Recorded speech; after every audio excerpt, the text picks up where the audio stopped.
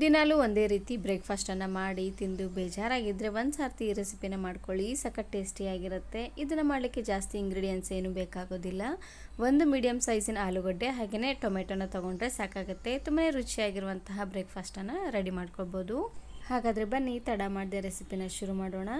Video ನೋಡೋದಕ್ಕೂ ಮೊದಲು ನೀವಿನ್ನು ನನ್ನ ಚಾನಲನ್ನು ಸಬ್ಸ್ಕ್ರೈಬ್ ಮಾಡದೆ ನೋಡ್ತಾ ಇದ್ದರೆ ಪ್ಲೀಸ್ ಸಬ್ಸ್ಕ್ರೈಬ್ ಮಾಡ್ಕೊಳ್ಳಿ. ಹಾಗೆಯೇ ಪಕ್ಕದಲ್ಲಿ ಬರುವಂತಹ ಬೆಲ್ ಐಕನನ್ನು ಕ್ಲಿಕ್ ಮಾಡಿ.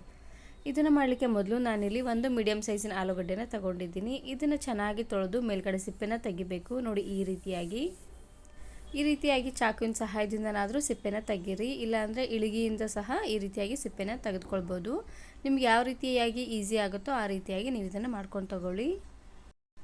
ನಾನಿಲ್ಲಿ ಒಂದು ಹೊತ್ತಿಗೆ 4 ಜನಕ್ಕೆ ಆಗುವಷ್ಟು ಮಾಡಿ ತೋರಿಸ್ತಾ ಇದ್ದೀನಿ. ನೀವು ಸ್ವಲ್ಪ ಜಾಸ್ತಿ ಜನಕ್ಕೆ ಮಾಡ್ಕೊಳ್ಳೋ ಹಾಗಿದ್ರೆ ಆಲೂಗಡ್ಡೆನ ಸ್ವಲ್ಪ ಜಾಸ್ತಿ ಅನ್ನೋಂಗೆ ತೊಗೊಳ್ಳಿ. ಅಂದರೆ ಈ ಸೈಜಿನ 2 ಆಲೂಗಡ್ಡೆನ ತೊಗೊಂಡ್ರೆ ಸಾಕಾಗತ್ತೆ.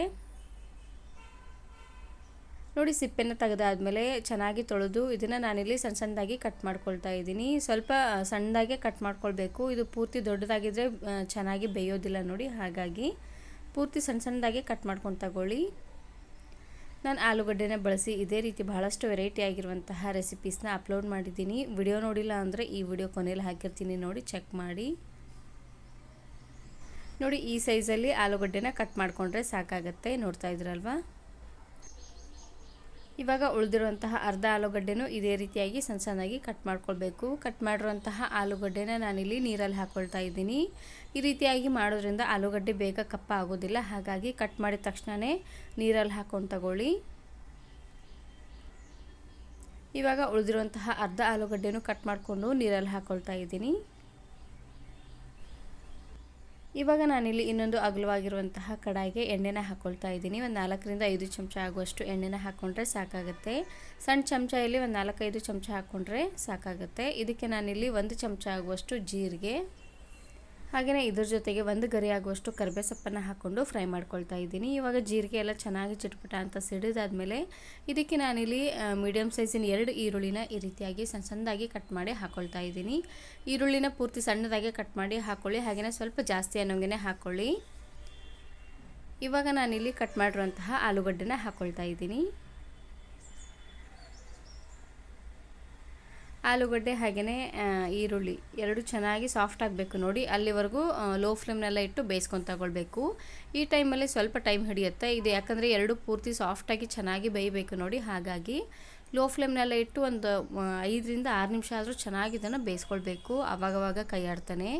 ಇವಾಗ ನೋಡ್ತಾ ಇರ್ಬೋದು ಒಂದು 1/4 ಭಾಗದಷ್ಟು ಚೆನ್ನಾಗಿ ಫ್ರೈ ಆಗಿದೆ. ಆಲೂಗಡ್ಡೆ ಹಾಗೆಯೇ ಈರುಳ್ಳಿ ಎಲ್ಲ ಪೂರ್ತಿ ಸಾಫ್ಟ್ ಆಗೋವರೆಗೂ ಚೆನ್ನಾಗಿ ಇದನ್ನು ಬೇಯಿಸ್ಕೊಂಡು ತಗೊಳ್ಬೇಕು.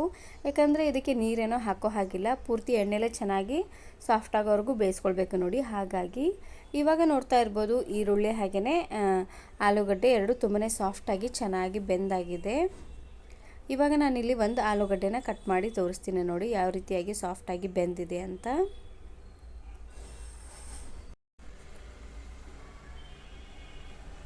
ನೋಡ್ತಾ ಇರ್ಬೋದು ಕಟ್ ಮಾಡಿದ ತಕ್ಷಣವೇ ಈ ರೀತಿಯಾಗಿ ಕಟ್ ಆಗ್ತಾ ಇದೆ. ಇಷ್ಟು ಸಾಫ್ಟ್ ಆಗೋವರೆಗೂ ಬೇಯಿಸ್ಕೊಂಡ್ರೆ ಸಾಕಾಗುತ್ತೆ.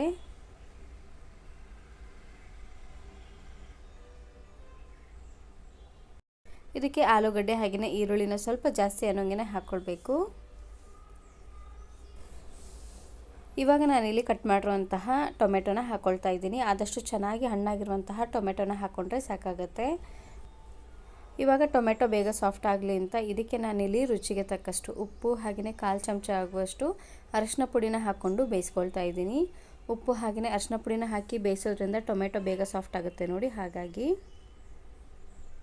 ಎರಡನ್ನೂ ಹಾಕಿ ಚೆನ್ನಾಗಿ ರೀತಿಯಾಗಿ ಮಿಕ್ಸ್ ಮಾಡಿಕೊಂಡು ಉರಿನ ಪೂರ್ತಿಯಾಗಿ ಲೋ ಫ್ಲೇಮ್ನಲ್ಲೇ ಇಟ್ಟು 1 ನಿಮಿಷವರೆಗೂ ಚೆನ್ನಾಗಿ ಬೇಯಿಸ್ಕೊಂಡ್ರೆ ಸಾಕಾಗುತ್ತೆ. ದಿನಾಲೂ ಅದೇ ಉಪ್ಪಿಟ್ಟು, ಅವಲಕ್ಕಿ, ಚಿತ್ರಾನ್ನ, ಪುಳಿಯೋಗರೆ ಎಲ್ಲ ತಿಂದು ಬೇಜಾರಾಗಿದ್ದರೆ ಖಂಡಿತ ಈ ರೆಸಿಪಿನ ಟ್ರೈ ಮಾಡಿ. ಸಖತ್ ಟೇಸ್ಟಿಯಾಗಿರುತ್ತೆ. ಇವಾಗ ನೋಡ್ತಾ ಇರ್ಬೋದು ಟೊಮೆಟೊ ಎಲ್ಲ ಪೂರ್ತಿ ಸಾಫ್ಟಾಗಿ ಚೆನ್ನಾಗಿ ಬೆಂದಾಗಿದೆ. ಇವಾಗ ನಾನಿಲ್ಲಿ ಸ್ಪೂನಿನ ಸಹಾಯದಿಂದ ಈ ರೀತಿಯಾಗಿ ನೀಟಾಗಿ ಸ್ಮ್ಯಾಶ್ ಮಾಡ್ಕೊಳ್ತಾ ಇದ್ದೀನಿ. ಈ ರೀತಿಯಾಗಿ ಮಾಡೋದ್ರಿಂದ ಟೊಮೆಟೊ ಅಲ್ಲಿರುವಂಥ ಹುಳಿ ಎಲ್ಲ ಚೆನ್ನಾಗಿ ಬಿಟ್ಕೊಳ್ಳುತ್ತೆ. ನಾವು ಹಾಕಿರುವಂತಹ ಟೊಮೆಟೊ ಹುಳಿ ಅಷ್ಟೊಂದು ಹುಳಿಯಾಗಿ ಇಲ್ಲ ಅನ್ನೋ ಹಾಗಿದ್ರೆ ಲಾಸ್ಟಲ್ಲಿ ಸ್ವಲ್ಪ ಲಿಂಬೆ ಹಣ್ಣಿನ ರಸನೂ ಕೂಡ ನೀವು ಇಲ್ಲಿ ಹಾಕ್ಕೊಳ್ಬೋದು.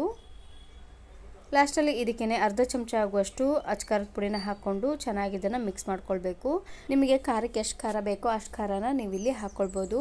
ಇದಕ್ಕೆ ಯಾವುದೇ ರೀತಿ ಮಸಾಲೆನ ಹುರ್ಕೊಳ್ಬೇಕು, ರುಬ್ಬಬೇಕು ಅಂತ ಏನೂ ಇಲ್ಲ. ತುಂಬಾ ಸಿಂಪಲ್ಲಾಗಿ ಕ್ವಿಕ್ಕಾಗಿ ನೀವು ಇದನ್ನು ಮಾಡ್ಕೊಳ್ಬೋದು. ಸಖತ್ ಟೇಸ್ಟಿಯಾಗಿರುತ್ತೆ.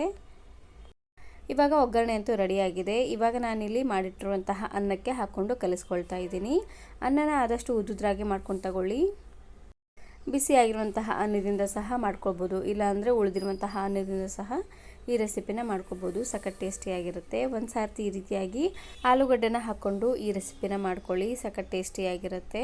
ಇದನ್ನು ಚೆನ್ನಾಗಿ ರೀತಿಯಾಗಿ ಮಿಕ್ಸ್ ಮಾಡಿಕೊಂಡ್ರೆ ತುಂಬಾ ರುಚಿಯಾಗಿರುವಂತಹ ಒಂದು ಬ್ರೇಕ್ಫಾಸ್ಟ್ ರೆಸಿಪಿ ರೆಡಿಯಾಗಿ ಹೋಗ್ಬಿಡುತ್ತೆ. ಇದನ್ನು ನೀವು ಬೆಳಗಿನ ತಿಂಡಿ, ಮಧ್ಯಾಹ್ನ ಊಟ ಅಥವಾ ರಾತ್ರಿ ಊಟಕ್ಕಾದರೂ ಮಾಡ್ಕೊಬೋದು. ಇವಾಗಂತೂ ತುಂಬಾ ಬಿಸಿಲಿರುತ್ತೆ, ಅಡುಗೆ ಮನೆಗೆ ನಿಲ್ಲಲಿಕ್ಕೆ ಆಗೋದಿಲ್ಲ, ಅಷ್ಟೊಂದು ಬಿಸಿಲಿರುತ್ತೆ. ಅಂಥ ಟೈಮಲ್ಲಿ ಈ ರೀತಿಯಾಗಿ ಸಿಂಪಲಾಗಿ ರೈಸ್ ಐಟಮ್ಸ್ನ ಮಾಡ್ಕೊಳ್ಳಿ. ಸಖತ್ ಟೇಸ್ಟಿಯಾಗಿರುತ್ತೆ. ನೋಡಿ, ಚೆನ್ನಾಗಿ ಇದನ್ನು ಈ ರೀತಿಯಾಗಿ ಮಿಕ್ಸ್ ಮಾಡಿಕೊಂಡು ಲಾಸ್ಟಲ್ಲಿ ಸ್ವಲ್ಪ ಸಣ್ಣದಾಗಿ ಕಟ್ ಮಾಡಿರುವಂತಹ ಕೊತ್ತಂಬರಿ ಸೊಪ್ಪನ್ನು ಹಾಕ್ಕೊಂಡ್ರೆ ಆಯಿತು. ಈ ವಿಡಿಯೋ ಇಷ್ಟ ಆದರೆ ಈಗಲೇ ಒಂದು ಲೈಕ್ ಬಟನನ್ನು ಕ್ಲಿಕ್ ಮಾಡಿ, ಫ್ರೆಂಡ್ಸ್ ಆ್ಯಂಡ್ ಫ್ಯಾಮಿಲಿ ಜೊತೆಗೆ ಶೇರ್ ಮಾಡಿ.